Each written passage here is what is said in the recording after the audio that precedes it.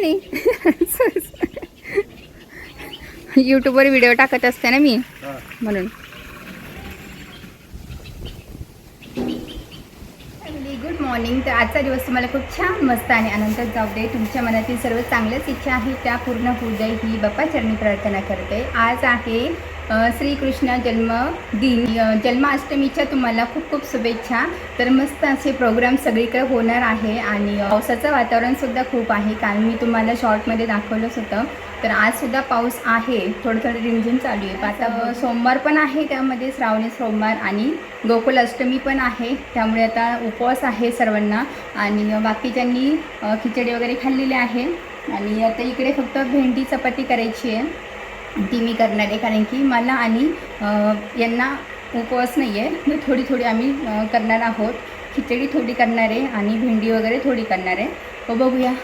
चला आता त्याची तयारी करते आणि मग बाकीचं काय रुटीन आहे तेही तुमच्यावर शेअर करेल. साबुदाणा आहे थोडासा, सकाळी काही खिचडी केली आहे आणि त्यातला थोडासा उरलेला, तर बिन बटाट्याची करायची आहे. आणि इकडे चटणी केली आहे बारीक, हिरवी मिरची, हा आहे शेंगदाण्याचा कूट एवढा.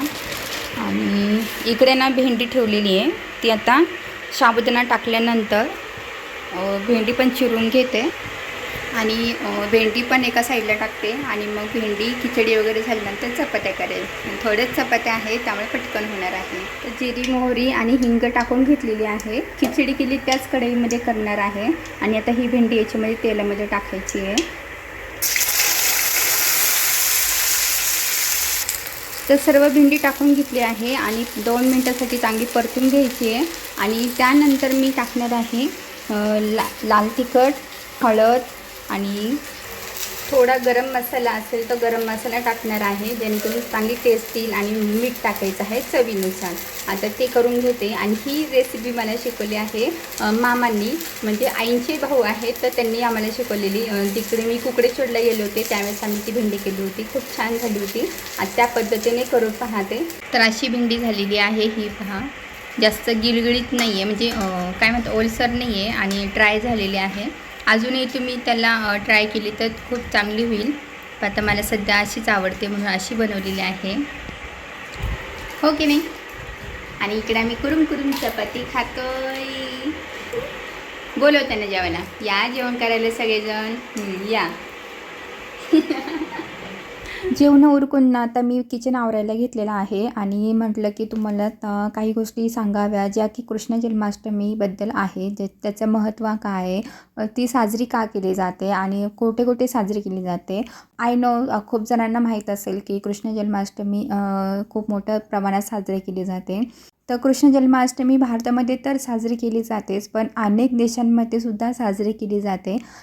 भारतीयांसाठी जन्माष्टमी हा तर एक मोठा आनंदाचा आणि उत्साहाचा सण आहे. कृष्ण जन्माष्टमी म्हणजे काय, तर कृष्ण जन्माष्टमी म्हणजे भगवान कृष्णाचा जन्मदिवस.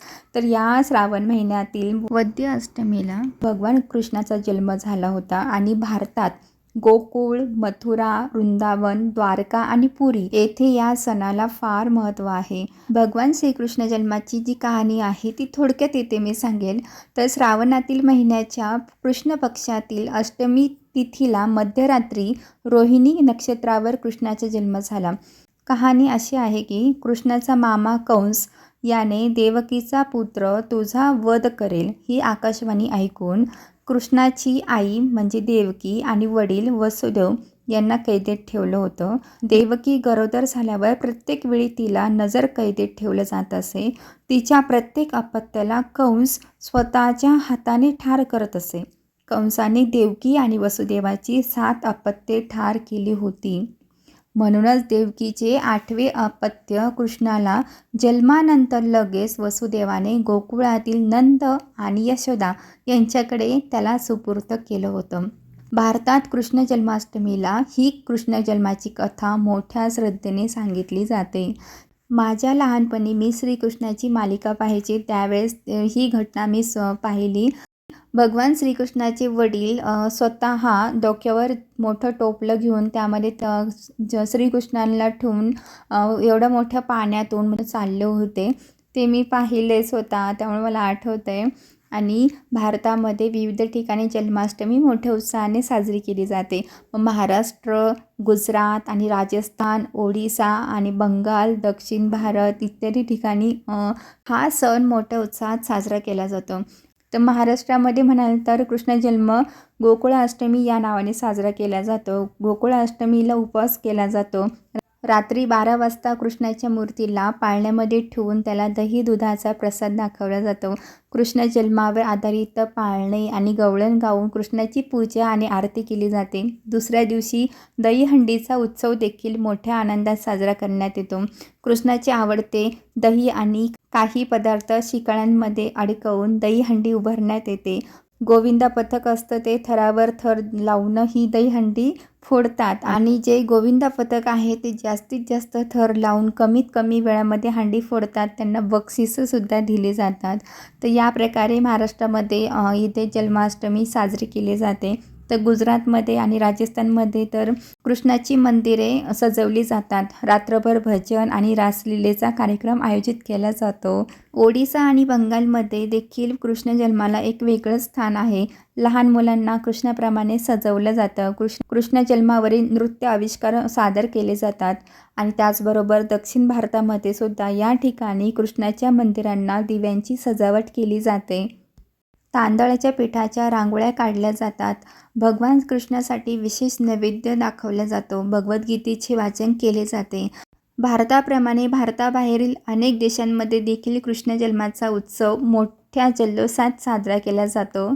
तर अशा या कृष्ण जन्माष्टमीला दुसरेही नावं आहेत. जन्माष्टमीसुद्धा म्हणतात आणि गोकुळाष्टमीसुद्धा म्हणतात.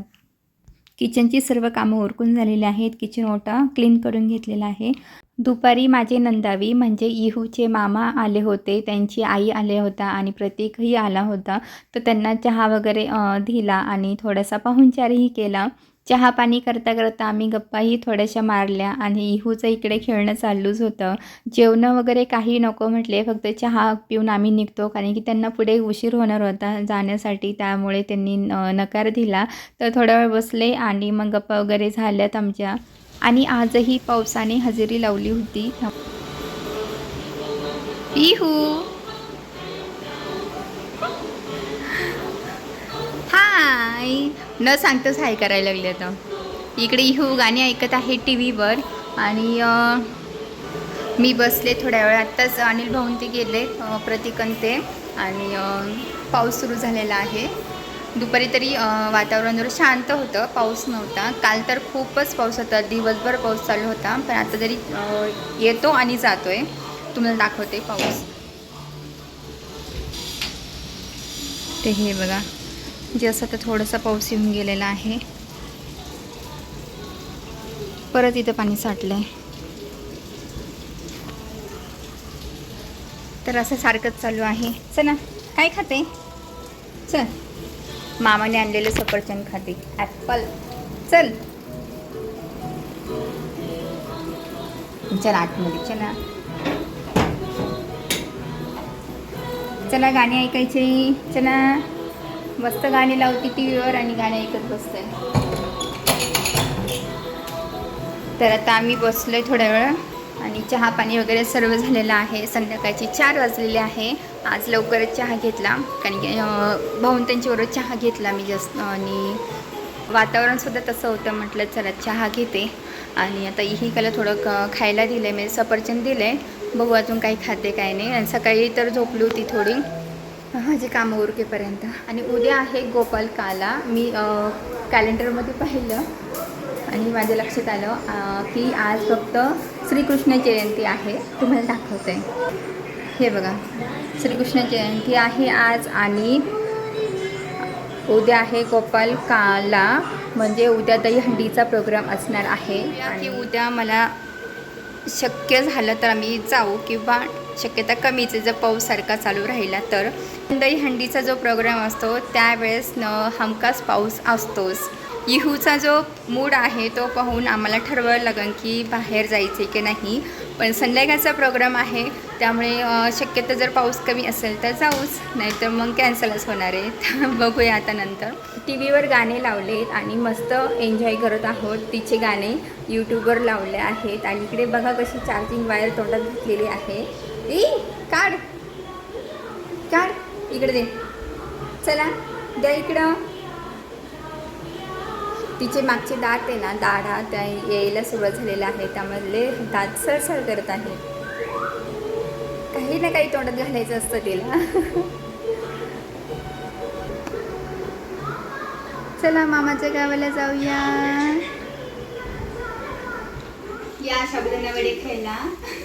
तिकडे तळलेले वडे हे पण आता तर हे काही तळले वडे आणि इकडे तर काही वळलेले आहेत आणि इकडे तळायला टाकले, जे की आता मी बाहेर टाकणार आहे. श्रावणी सोमवार पण आहे आणि श्रावणी सोमवार संध्याकाळचं सोडतात, पण गोकुळाष्टमी आल्यामुळे ना श्रावणी सोमवार काय सोडलं जाणार नाही आहे, त्यामुळे हा बेत आहे. खरं खिचडी वगैरे सकाळीच खाल्ली सगळ्यांनी, त्यामुळे आता वडे केले आहेत आणि ज्यांना उपवास नाही आहे ते बाकी चपाती वगैरे जे शिल्लक असेल सकाळचं तेच खाणार आहेत. आता सध्या ते सुद्धा वडे खाणार आहे, त्यामुळे आमचीसुद्धा मज्जा आहे, कारण की मी श्रावणी सोमवार आणि गोकुळाष्टमी पकडली नाही आहे. तर चला आता तळून घेते, आम्ही सर्वजण खाऊन घेतो आणि नंतर मी बोलते.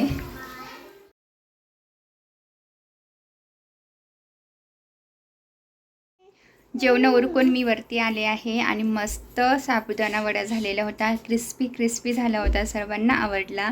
आणि त्यानंतर म्हटलं आता मला वेळ आहे, 10 वाजलेले आहे आणि ही अजून झोपलेली नाही, तिचं चाललं आहे बाबांबरोबर खेळायचं. तर म्हटलं तोपर्यंत माझं जे काही टाचन आहे मग थोडीशी मी माहिती लिहित असते, तर व्हिडिओ कोणत्या विषयावर बनवायचा काय, तर त्याबद्दलची थोडी मला टाचन काढायचं आहे, तर ती आता मी करून घेते. आणि त्या माहिती आधारे मी तुम्हाला सांगितले की श्रीकृष्णाचा जन्म कसा झाला, मग त्यानंतर जन्माष्टमी का साजरी केली जाते आणि त्याचबरोबर भारतभर ठिकठिकाणी हा प्रोग्राम केला जातो. आणि गोपाळकाला आहे तो उद्या आहे, दहीहंडी असते त्या दिवशी, तर तीही इन्फॉर्मेशन उद्याच्या व्हिडिओमध्ये मी नक्की देईन. होप तुम्हाला तोही व्हिडिओ नक्की आवडेल, आवर्जून पहा. आणि आजचा व्हिडिओ तुम्हाला कसा वाटला मला कमेंट करून नक्की सांगा. लाईक करा, शेअर करा, सबस्क्राईब करा. भेटूया पुढच्या व्हिडिओमध्ये, तोपर्यंत सर्वांनी काळजी घ्या. Bye bye.